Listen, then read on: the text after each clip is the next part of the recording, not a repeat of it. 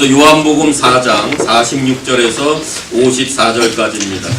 요한복음 4장 46절부터 54절까지 함께 교독하겠습니다. 제가 먼저 읽겠습니다. 4장 46절입니다.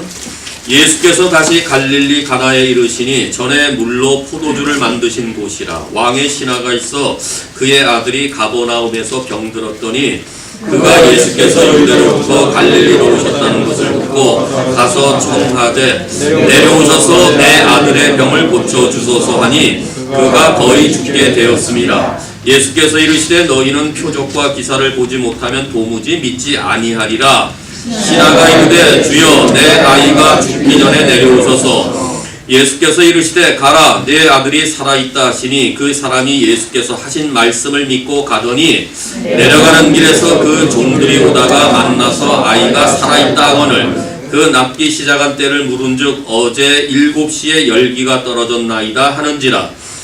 그의 아버지가 예수께서 내 아들이 살아있다 말씀하신 그때인 줄 알고 자기와 그 온 집안이 다 믿으니라. 이것은 예수께서 유대에서 갈릴리로 오신 후에 행하신 두 번째 표적이니라. 인생은 문제의 연속입니다. 문제가 없는 사람은 아무도 없고 문제는 아무 때나 찾아옵니다. 예측할 수 없는 문제들이 자주 발생합니다. 그러니 이 세상을 살아가면서 문제를 피할 수 있는 사람은 아무도 없습니다. 그런데 놀라운 사실은 하나님이 우리의 문제를 도구로 삼아 표적을 일으키신다는 사실입니다. 생명과 빛으로 오신 예수님께서는 요한복음에서 계속해서 문제가 있는 사람들을 만나십니다. 2장에서 가나의 혼인잔치에 포도주가 떨어졌던 사람들을 만나셨습니다. 3장에서는 영생의 문제로 고민하는 유대관원 니고데모를 만나셨습니다. 4장에서는 남편을 5이나 두었던 갈급한 여인을 만났습니다. 예수님은 사람들의 문제를 해결하시기 위해서 찾아가실 뿐만 아니라 문제를 가지고 있는 사람들이 찾아오게 될 때 예수님은 친히 만나주셨습니다. 그런데 그들이 가져온 모든 문제들을 도구로 하여 표적을 일으켰습니다.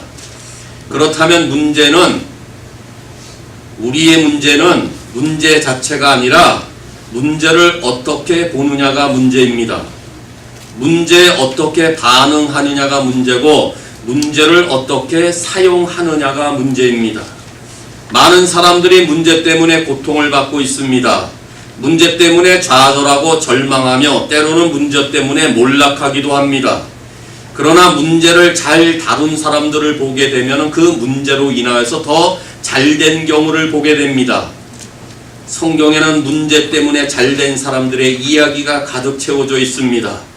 지금까지 상고한 대로 가나의 혼인잔치집의 주인은 문제 때문에 더 잘된 사람이었습니다.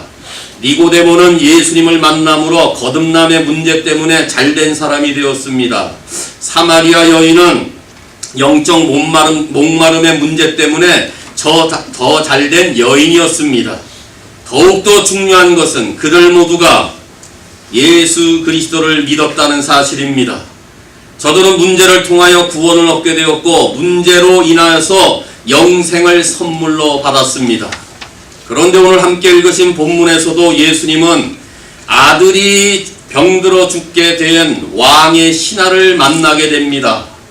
이 사람은 권력으로도 물질로도 해결할 수 없는 문제에 직면했습니다. 사랑하는 아들이 거의 다 죽게 되었던 것입니다. 아버지는 이 아들의 죽음에 대해 무력합니다. 할 수 있는 것이라고는 아무것도 없습니다. 그래서 이 사람은 예수님을 찾아왔던 것입니다. 그런데 이 아버지는 아들의 중병이라는 문제 때문에 놀라운 표적을 경험하게 됩니다. 더 놀라운 일은 이 아들의 죽음 때문에 온 집안이 예수를 믿게 되었다는 사실입니다. 예수님은 병들어 거의 죽게 된 왕의 신하의 아들을 어떻게 고치십니까? 예수님은 언제, 어떻게, 무엇 때문에 문제를 갖고 있는 자들을 향하여 표적을 일으키십니까? 문제 때문에 잘된 사람들은 어떻게 문제를 도구로 삼아 표적을 경험할 수가 있을까요? 먼저 하나님은 고통에 직면한 사람들의 절망으로부터 표적을 일으키시고자 하십니다. 하나님의 표적은 우리가 끝났다는 그 시점, 즉 인간의 절망의 절정에서부터 시작된다는 것을 기억해야 될 필요가 있습니다. 왕의 신하는 절망의 절정에서야 비로소 예수님을 찾아왔던 것입니다. 왕의 신하라는 말은 혈연적으로 혹은 공적인 관계로 왕과 관련된 사람으로 높은 벼슬을 하고 있는 사람으로 말합니다. 이 사람이 누구인지 성경에 이름이 없기 때문에 알 수는 없지만은 이 신하는 분명히 예수님께서 베푸시는 표적에 큰 관심을 가지고 병든 아들을 고치고자 찾아왔던 것입니다. 성경에 아들이 병들었다는 이 말은 과거 어느 시점부터 현재 지금까지 계속적으로 아픈 상태에 있었다는 것을 말합니다. 이 아이가 독자였는지는 정확히 알 수가 없지만 매우 심한 중병에 걸려 사경을 헤매고 있는 것은 확실합니다. 47절에 병을 고쳐주소서 하니 저가 거의 죽게 되었더라. 49절에 내 아이가 죽기 전에 제발 제 집에 와주세요 라는 표현을 봐서 거의 사경을 헤매고 있었던 아들을 둔 아버지가 예수님을 찾아왔던 것입니다. 이 사람은 자기 아들의 병을 고치기 위해서 가버나움에서 약 20마일 떨어진 먼 길을 귀족의 신분도 마다하지 아니하고 황급히 달려와서 예수님이 계신 곳을 왔습니다.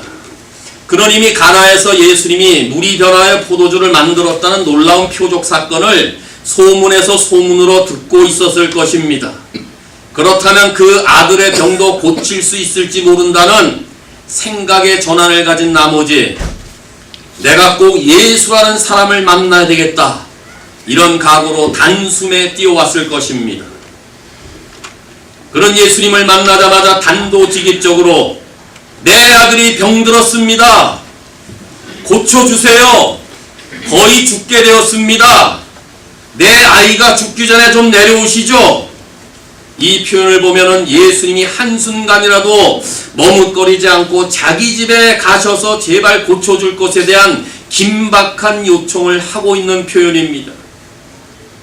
만약 이 사람의 아들이 중병에 걸리지 않았다면 이 아버지는 예수님을 찾지 않았을 것이 분명합니다. 아직 예수님은 가나에서 표적을 한 번밖에 행한 적이 없습니다. 아직도 예수님은 그의 이름이 널리 유대 사회에 알려진 바가 거의 없습니다. 예수님의 초기 사역의 형태이기 때문에 그렇습니다.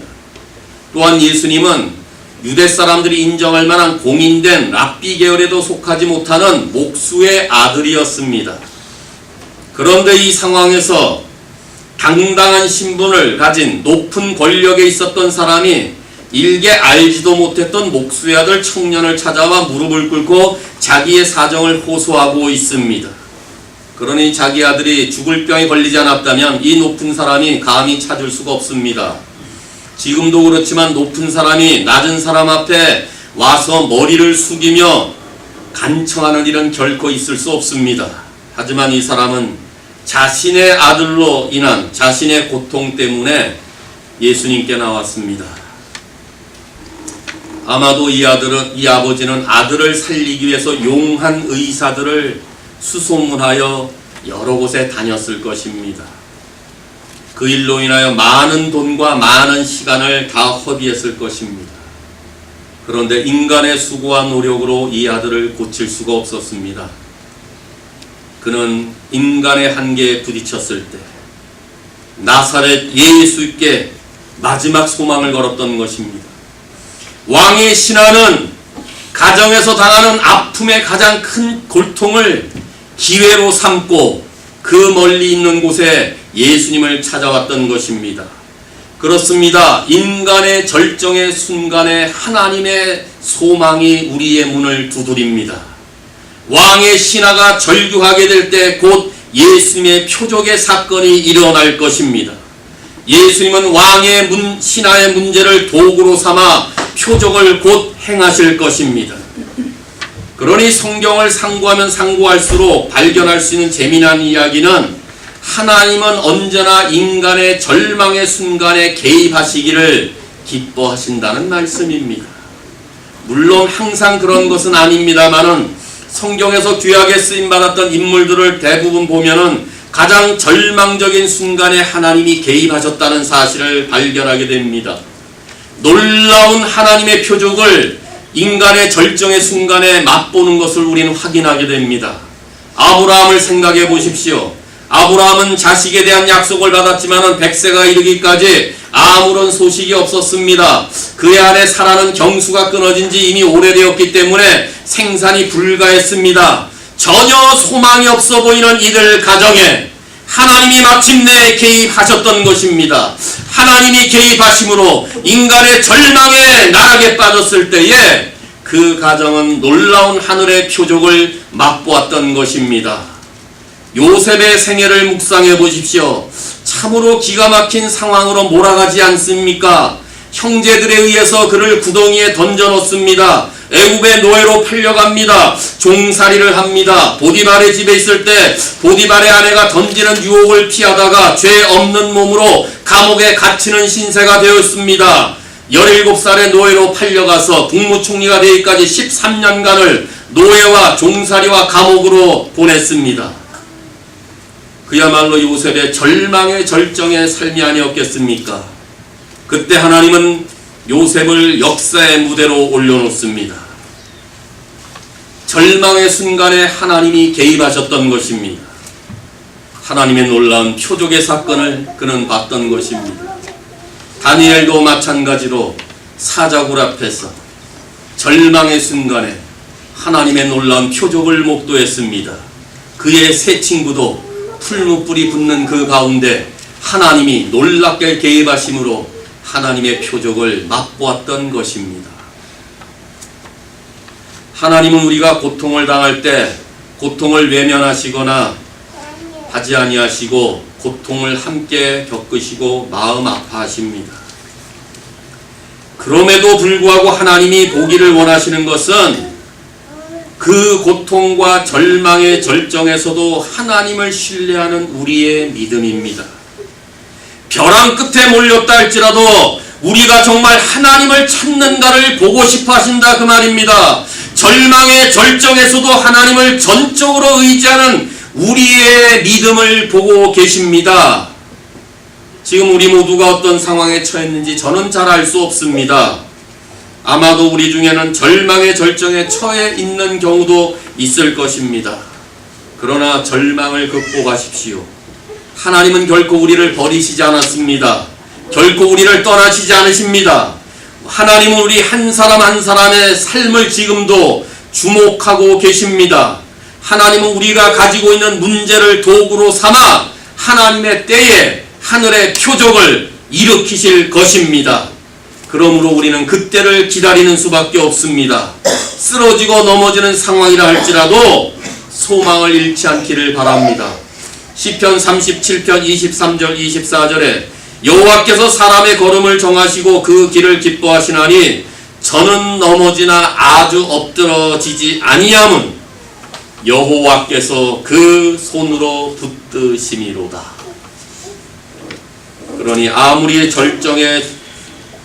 절망에 있을지라도 붙들어 주시는 하나님, 그를 놓치지 아니하시는 그 하나님을 의지할 수 있기를 바랍니다. 아주 곤란한 위기의 상황에 빠졌을 때 그것이 우리를 위한 하나님의 은혜라고 확신만 할 수 있다면 우리는 깊은 바다에 빠져서 영원히 흔들림이 없이도 하나님의 표적을 곧 경험하게 될 것입니다. 왜냐하면 하나님의 표적은 고통에 직면한 사람의 절망의 순간으로부터 시작되기 때문입니다. 그렇다면 우리의 문제는 표적을 창조하는 도구로 삼을 줄을 알아야 됩니다. 이것이 어떻게 가능할까요? 우리의 믿음으로 가능합니다. 그러므로 하나님은 작은 믿음을 선용하는 사람을 통하여 표적을 일으키십니다. 절망의 절정에서 하나님의 마음을 움직이는 것은 여전히 믿음입니다.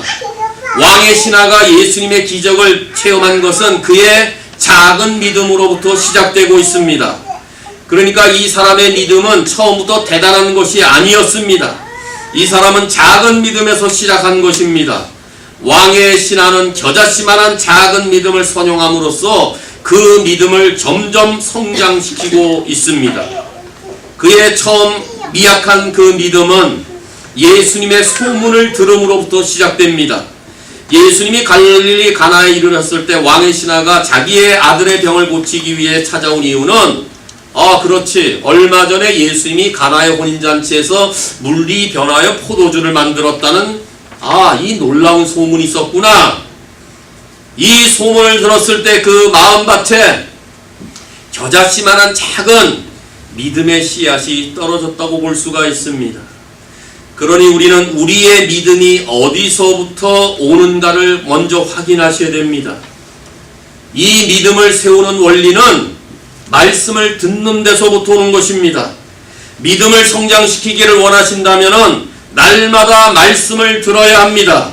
이 말씀은 제 말이 아닌 그리스도의 말씀을 듣는 것입니다. 사람들의 조언이 아니라 하나님의 말씀을 듣는 데서부터 믿음이 생기는 것입니다. 이 그리스도의 말씀을 통하여 하나님이 누구신지를 발견하게 될 것이고, 이 말씀을 통하여 그리스도가 누구이신지를 알게 될 것입니다. 그래서 로마서 10장 7절에 그러므로 믿음은 들음에서 나며 들음은 그리스도의 말씀으로 말미암았다라고 우리에게 가르치고 있는 것입니다. 그러니 아무리 씨앗이 좋아도 땅이 좋지 않으면은 풍성한 열매를 맺을 수가 없습니다. 믿음도 씨앗과 같습니다. 좋은 밭을 만날 때에 비로소 믿음이라는 씨앗이 떨어질 때 자라는 것입니다. 그러므로 좋은 밭은 언제나 예수님의 말씀을 받아들일 수 있는 마음밭을 말하는 것입니다. 잘 아시는 대로 예수님이 씨 뿌리는 비유에서 4가지 밭을 말하게 될 때에 3가지 밭은 말씀을 받아들일 준비가 하나도 안 돼 있었습니다. 오로지 좋은 밭에만 씨앗이 뿌려졌을 때 말씀을 듣고 지키어 인내하여 결실하여 열매를 맺었다고 말하는 것입니다. 아무리 오늘 똑같은 메시지가 우리의 마음판에 떨어진다 할지라도 이 마음밭을 받을 좋은 토양이 준비가 되지 않았다면 우리는 표적을 맛볼 수가 없는 것입니다. 왕의 신하가 처음에 가졌던 믿음은 절대 큰 믿음이 아니었습니다. 예수님을 믿는 것 같았지만 아주 작은 믿음이었습니다. 그는 분명히 예수님을 제 안에서 생각하는 믿음이었습니다. 왜냐하면 그가 예수님이 지금 자기 아들이 사경을 헤매고 있는데 제발 저희 집에 오셔서 주님이 좀 안수를 해주시면 틀림없이 나을 것이라는 제한된 믿음을 가지고 있었습니다. 그래서 지금 47절과 49절에 죽기 전에 제 아들에게 와달라, 내 집에 와달라고 그렇게 해서 간청하고 있는 것입니다. 성경의 이 47절에 청하여 49절에 이르되 이런 말은 계속적으로 진행형입니다. 계속 간청하고 있었다는 내용을 말하는 것입니다. 그냥 멈추지 아니하고 제발 좀 내려와 주시죠. 좀 빨리 가주시죠. 쉴 새도 없이 간청하고 있었다는 의미를 갖고 있는 단어들입니다. 그렇다면 예수님께서 가지 않으시고도 중병을 고칠 수 있는 분이라는 사실을 이 사람은 아직도 알지 못했다 그 말입니다.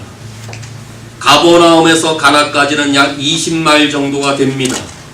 이 거리를 초월해서 역사하실 수 있는 예수님의 전능성을 이 사람은 아직도 잘 몰랐습니다. 그런 예수님이 공간을 초월해서 표적을 일으킬 수 없다고 판단했던 것입니다. 그래서 그는 계속적으로 우리 집에 제발 좀 가달라고 요청했던 것이 바로 그의 연약한 믿음이었다는 것을 말합니다. 또 그는 예수님이 시간을 초월해서 역사할 수 없다고 생각했습니다. 그래서 예수님께 주여 내 아이가 죽기 전에 제발 죽음을 앞에 두기 전에 빨리 가셔서 고쳐달라고 말하는 것입니다. 예수님은 시간을 초월해서 표적을 베푸시는 능력의 주님이시라는 것을 이 사람은 아직 깨닫지 못했던 것입니다. 그럼에도 불구하고 작은 믿음이 하나 있었던 것은 아직 시간과 공간을 초월해서 표적을 일으킬 수 있는 것을 믿지 못했지만은 주님이 제 집에 가셔서 이 아이에게 손만 대기만 하면 내 아이가 살아날 것에 대한 믿음은 있었다. 그것을 말하는 것입니다. 그러자 예수님께서는 이 사람의 상식과 선입관과 기대를 초월하여 곧 표적을 일으키실 능력을 이제 곧 보일 것입니다. 왜냐하면 주님께서는 시간과 공간에 별로 개의치 않습니다. 예수님은 시간과 공간을 별로 중요하게 여기지 않습니다. 왜요? 우리 주님은 전지하시고 무소부재하시고 전능하시기 때문에 그렇습니다. 그런데 우리도요, 신앙생활 하면서 자칫 잘못 생각하면서 하나님의 능력을 제한하는 경우가 종종 있습니다. 인간의 한정된 사고방식과 인간의 제한된 지식과 가치관으로 하나님의 놀라운 권능을 인정하지 않고 사는 경우가 종종 있습니다. 말로는, 입술로는 고백하지만 실제로 그렇지 않다 그 말입니다. 마치 엘리사 시대의 아람 장군 나아만이 나병을 고침받기 위해서 이스라엘의 하나님을 섬기는 엘리사 집에 찾아왔습니다. 엘리사가 문 밖에 나오지도 않았습니다. 사환을 시켜 엘리사가 이렇게 말하지요. 그 나아만 장군에 가서 이렇게 말하라. 우리 땅에 요단강이 있는데 요단강에 7번 가서 씻으라고 말해라. 이 말밖에 하지 않았습니다. 나아만은 이 말을 듣고 엘리사의 말을 무시했습니다. 그때 나아만이 노하여 물러가서 이르기를 이렇게 말하지요. 내 생각에는 엘리사가 내게로 와서 엘리사의 하나님 여호와 이름을 부르고 엘리사의 손을 내 나병을 부위에 만지고 흔들어서 나병을 고칠까 하였도다. 근데 나오지도 않아? 사환을 통해 말로만 전해? 나 아람 장군인데 쳐다보지도 않아? 말로만 해? 그래서 성경은 나아만이 이르되 내 생각에는 이라고 말하는 거예요. 사람의 생각은, 사람의 판단은, 사람의 논리는, 사람의 계획은 하나님의 말씀을, 능력을 믿지 않는 거지요. 오히려 나아만의 이 대답은 거꾸로 환자가 의사에게 처방을 지시한 것과 같은 잘못된 판단이었다 그 말입니다. 이것이 예수님 시기에도 있었고 지금 오늘날의 시기에도 있음을 부인할 수가 없습니다. 그러자 이제 왕의 신하의 고집과 편견을 깨뜨리기 위해 예수님께서 다만 이렇게 말씀하십니다. 50절에 가라, 내 아들이 살아있다. 요 말밖에 하지 않으십니다. 내 아들이 살았다. 가라. 예수님이 이 말씀만 하셨는데 이 사람은 한순간에 이 두 마디의 말씀을 듣고 자기 집으로 돌아갔다고 성경은 기록하고 있습니다. 무엇이 이 사람에게 이런 믿음을 갖도록 했는지는 성경에 나와 있지 않아서 잘 알 수가 없지만은 분명한 것은 그의 생각 속에 작은 믿음이 싹트면서 이 믿음이 삶의 현실로 적용하는 믿음으로 바뀌고 있었다는 사실입니다. 왕의 신하는 처음에 예수님이 가나의 혼인잔치에서 물로 포도주를 만들었다는 소문을 듣고 그 표적을 자기 집에서 확인하고 싶었던 것입니다. 그래서 시공간을 초월하는 그리스도의 능력을 여전히 믿지 못했던 것입니다. 그런 왕의 신하의 생각을 이미 꿰뚫었는지 예수님이 이제 가라, 내 아들이 살았다 라고 말씀했을 때 이 말씀만으로도 표적을 일으킬 수 있다는 놀라운 사실을 믿고 그는 그 말씀을 믿고 갔다. 그의 작은 믿음이 하나님의 표적을 일으키는 역사를 경험하게 된 것입니다. 그래서 예수님이 마태복음 17장 20절에 진실로 너희에게 이르노니 만일 너희에게 믿음이 겨자씨 한 알만큼 있어도 이 산을 명하여 저기에서 여기로 옮겨질 것이다 하면서 너희가 못할 것이 없습니다. 작은 씨, 겨자씨 작은 씨 하나만의 믿음을 갖고 있다 할지라도 능히 행할 수 있음을 주님이 말씀하셨습니다. 겨자씨만한 작은 믿음을 우리의 삶의 현장에서 선용할 수만 있다면 우리도 이와 같은 표적을 경험할 수 있다 그 말입니다. 물론 내가 산을 움직이는 거 아닙니다. 하나님이 산을 움직이십니다. 그러나 우리의 작은 믿음이 산을 움직이시는 하나님을 감동케 하신다 그 말입니다. 지금도 살아 역사하시기 때문에 그렇습니다. 하나님은 지금도 우리가 가지고 있는 자그마한 믿음을 사용하시기를 원하시고 계십니다. 작은 믿음으로 출발해도 괜찮습니다. 다른 사람보다 큰 믿음을 갖기 소원하지 않아도 됩니다. 우리에게 감히 누가 큰 믿음이 있다고 말할 수가 있습니까? 사람은 사람들의 믿음을 크고 작다로 판단할 수가 없습니다. 하나님이 보시게 될 때 그 믿음이 내가 생각에 겨자씨만한 작은 믿음이라 할지라도 작은 믿음에서 활용하는 것을 하나님이 더 기뻐하신다고 말씀하는 것입니다. 거대한 나무도 겨자씨만한 작은 씨앗에서 시작되었습니다. 처음부터 큰 자가 없습니다. 그러니 작은 믿음이라 할지라도 우리 안에 있는 이 믿음을 잘 선용하시기를 바랍니다. 그때 표적을 맛보게 됩니다. 우리 안에 믿음이 없다 하는 사람이 누가 있겠습니까? 다 있습니다. 크든 작든 우리에겐 다 믿음이 있습니다. 예수를 믿는 자들인데 왜 믿음이 없다고 말할 수가 있겠으며 다 있습니다. 다만 그 작은 믿음일지라도 활용하지 않고 있을 뿐입니다. 그러므로 우리가 작은 믿음의 소유자라 할지라도 그것을 잘 활용하여 하나님의 놀라운 표적을 경험하며 사는 믿음의 사람들이 될 수 있기를 바랍니다. 이 왕의 신하는 어떻게 놀라운 표적을 경험합니까? 하나님은 말씀의 능력을 믿는 사람을 통해 표적을 일으키십니다. 하나님이 가장 기뻐하시는 믿음은 말씀을 통해서 하나님을 신뢰하는 믿음입니다. 기적을 보고 믿는 믿음이 절대 아닙니다. 표적을 보지 않아도 말씀만 의지해서 믿는 믿음을 하나님이 가장 기뻐하십니다. 왕의 신하가 예수님께 나아가서 아들의 병을 고쳐주실 것을 간청할 때 예수님은 오히려 먼저 책망하시는 어투로 말씀하셨습니다. 48절에 너희는 표적과 기사를 보지 못하면 도무지 믿지 아니하리라. 이 말씀은 예수님의 능력을 보지 않고서는 그리스도를 믿으려 하지 않는 사람들의 신앙에 대한 완악함을 꾸짖으면서 그와 동일한 태도로 예수님을 찾아와 똑같은 표적을 원하려고 했던 왕의 신하의 마음을 이미 꿰뚫어보고 이와 같은 책망을 하시는 것입니다. 그러니 사람들은 그때나 지금이나 표적 보기를 참 좋아합니다. 보이지 아니하는 하나님을 믿기보다는 보이는 어떤 표적을 통해서 더 보기를 원합니다.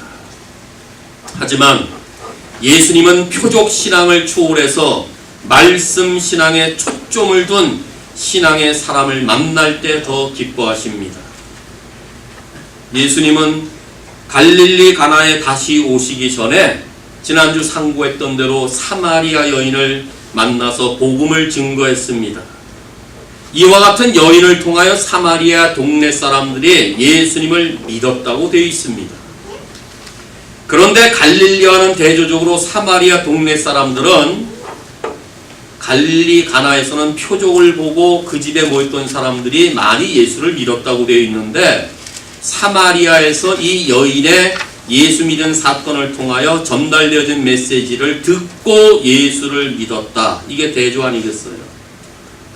가나의 혼인잔치에선 표적을 보고 예수를 믿었는데 사마리아 땅에서는 예수님의 말씀을 듣고 예수가 그리스도이심을 믿었다고 말한 것입니다. 사마리아 여인들은 표적을 본 적이 없습니다. 사마리아 여인들은 표적을 구하지도 않았습니다.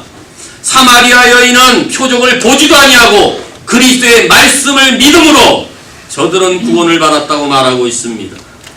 그러니 표적 신앙이 우선이 아니라 말씀을 듣는 신앙이 우선을 말합니다. 물론 우리의 생활 속에서 예수님의 표적은 참으로 중요합니다. 그러나 그보다 더 중요한 것은 예수님의 말씀이십니다. 표적 신앙을 가지되 말씀을 무시하는 사람들은 표적을 보았지만은 표적이라도 예수님을 믿지 않습니다. 예수님은 공생애를 통하여 수많은 표적을 보여주셨지만 당시에 예수님을 따르고 예수님을 믿었던 자들은 극히 소수였습니다.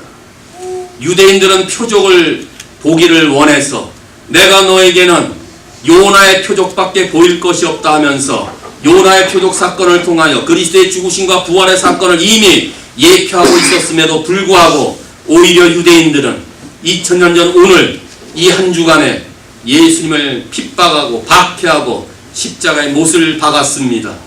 그렇게 많은 표적을 봤음에도 불구하고 모든 병든 자를 살리시는 것을 봤음에도 불구하고 죽은 나사로를 살리신 것을 보았음에도 불구하고 오병이의 사건의 놀라운 표적을 보았음에도 불구하고 저들은 그리스도를 믿지 않았습니다.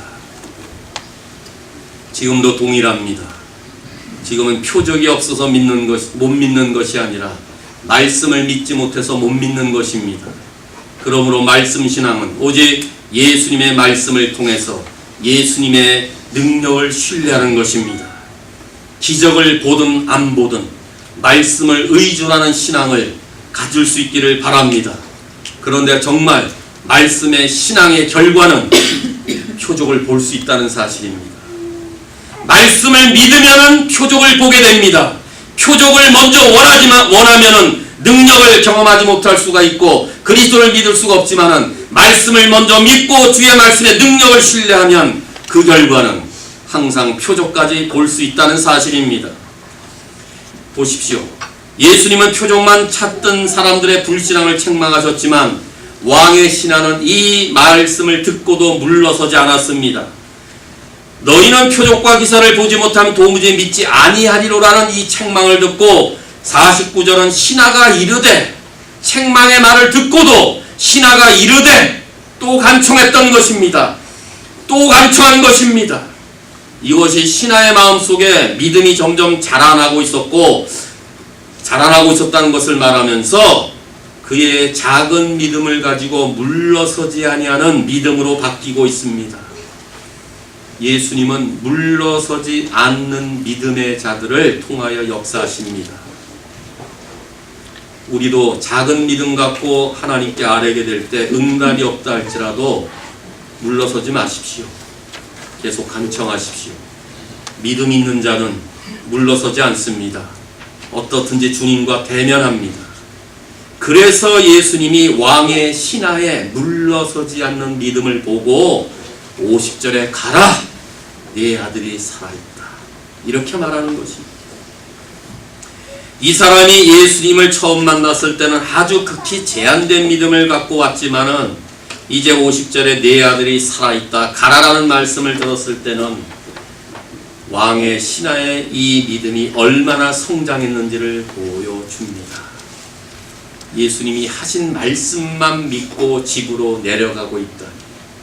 이제 그는 시간과 공간을 초월하여 역사하시는 그리스도의 능력을 믿고 있었다. 그 말입니다.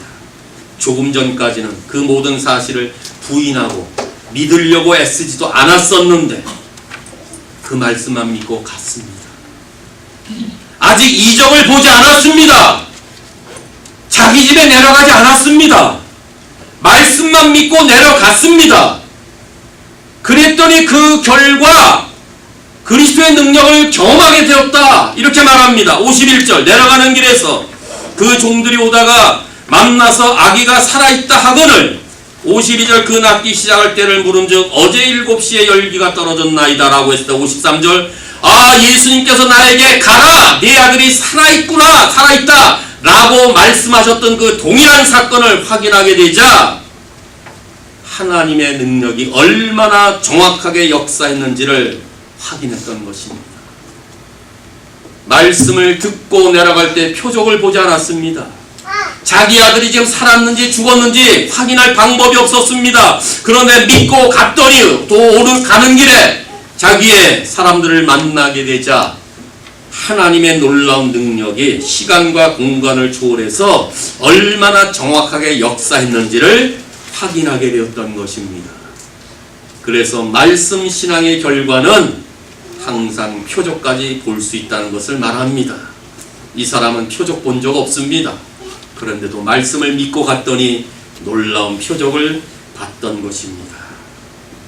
그런데 더 중요한 것은 자기 아들이 죽을 병에서 고침받은 것이 아니라 53절 자기와 그 온 집안이 다 믿으니라.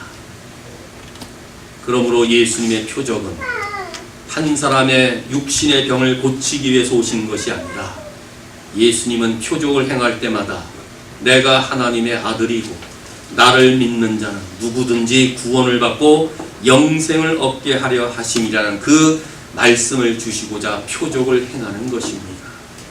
가나의 혼인잔치에서도 표적을 행한 다음에 그 집에 모여있었던 자들, 특히 제자들도 믿었다고 말합니다. 사마리아 여인은 말씀만 듣고도 예수를 믿었습니다. 3장에 니고데모가 그랬고 4장이 사마리아 여인과 그의 동네 주민들이 그랬고 오늘 본문 마지막에서도 표적 사건을 통하여 왕의 신하와 그 집안이 전부 다 구원을 받았다. 이게 표적 사건의 목적인 것입니다. 하나님은 말씀 신앙을 위대하게 보십니다. 말씀의 권능을 믿는 자들을 칭찬하십니다. 말씀 신앙을 소유하기 원하는 사람은 말씀의 능력을 믿어야 합니다. 말씀은 살아있고 운동력이 있는 말씀이기 때문에 그렇습니다. 말씀은 단순한 소리가 절대 아닙니다. 히브리서 4장 12절 하나님의 말씀은 살아있고 운동력이 있어 좌우에 날선 어떤 것보다 예리하여 혼과 영과 관절 및 골수를 찔러 쪼개까지 하며 우리의 마음의 생각과 뜻을 감찰하나니 말씀은 살아있는 힘입니다. 말씀은 운동력이 넘치는 능력입니다. 그래서 말씀은 혼, 영, 육을 치료하는 능력의 말씀이 됩니다. 그러므로 하나님의 말씀이 병든 자를 치유할 수가 있습니다. 그런데 이 표적을 일으키기 전에 주님은 먼저 말씀을 하셨지 표적을 보여주시고 말씀을 한 적이 없으십니다. 그 이유는 말씀이 병을 치유하는 기적이 되기 때문에 그렇습니다. 왕의 신하가 경험한 표적은 시공간을 초월해서 역사하시는 하나님의 말씀의 능력이었습니다. 예수님은 가나에서 말씀하셨는데 그의 능력은 20마일 떨어진 가버나움에서 이루어졌던 것입니다. 신약 성경에서 가장 큰 믿음을 가진 사람으로 칭찬받은 사람은 마태복음 8장에 나오는 로마의 백부장입니다. 그런데 그가 예수님을 찾아왔습니다. 하인의 중풍병을 고쳐달라고 말입니다. 자기의 병도 아닙니다. 자기 아들의 병도 아닙니다. 그저 자기 집안에 있는 종의 그 하인의 중풍병을 고쳐달라고 간구했습니다. 그때 예수님이 그래 내가 친히 가서 고쳐주겠다 이렇게 말씀하시자 백부장은 예수님 직접 저희 집에 오실 필요가 없습니다. 다만 말씀으로만 하옵소서. 그러면 내 하인이 낫겠나이다. 집에 안 와도 내 하인을 보지 못하셔도 우리 집까지 안 오셔도 주님이 안수를 하지 않아도 말씀만 하시옵소서. 내 하인이 낫겠습니다. 예수님이 이 말씀을 들으시고 크게 감격하시면서 이스라엘 중 아무에게도 이만한 믿음을 만나보지 못했다. 그의 믿음을 칭찬했습니다. 로마 사람입니다. 유대인도 아닙니다. 예수님의 표적을 본 적이 없는 사람입니다. 그런데 그의 믿음은 말씀 신앙이었습니다. 말씀만 믿었습니다. 그러므로 예수님이 가장 기뻐하시는 믿음은 말씀을 의지하는 믿음입니다. 말씀 신앙은 보고 믿는 것이 아니라 보지 않고 믿는 믿음입니다. 그러므로 말씀의 능력을 믿으며 살 수 있는 모든 분들 될 수 있기를 바랍니다. 이 하나님의 말씀을 온전히 의지할 수 있기를 바랍니다. 이 하나님의 말씀을 믿을 때 우리는 시련 중에서도 정확히 역사하시는 하나님을 만나게 될 것입니다. 하나님을 만나게 되면 하나님은 필요할 때에 우리의 삶에 가장 하나님의 정확한 시간에 우리의 때가 아닌 하나님의 때에 우리의 방법이 아닌 하나님의 방법으로 개입하실 것입니다. 그리고 우리가 필요한 것을 정확하게 채워주실 것입니다. 그때 우리는 하늘의 놀라운 표적을 맛보게 될 것입니다. 그러므로 표적을 보길 원하시면 우리의 신앙이 성장하길 원하시면 말씀 신앙을 가질 수 있기를 바랍니다. 우리 가정에 어떤 슬픈 일이 있으십니까? 해결하지 못하는 문제가 여전히 있으십니까? 절망 중에 있는 자녀가 있으십니까? 이것저것 다 해봤지만은 소망이 없다고 생각하는 문제들이 아직도 산재해 있습니까? 절망하지 마십시오. 포기하지 마십시오. 낙담하지 마십시오. 왕의 신하의 아들을 고치신 예수님께 나아가십시오. 예수님의 능한 손에 붙잡히면 하나도 버릴 것이 없습니다. 그가 우리를 붙들어 주십니다. 겨자씨만한 작은 믿음을 가진 왕의 신하를 위대한 말씀의 믿음의 사람으로 키우신 분은 예수 그리스도이십니다.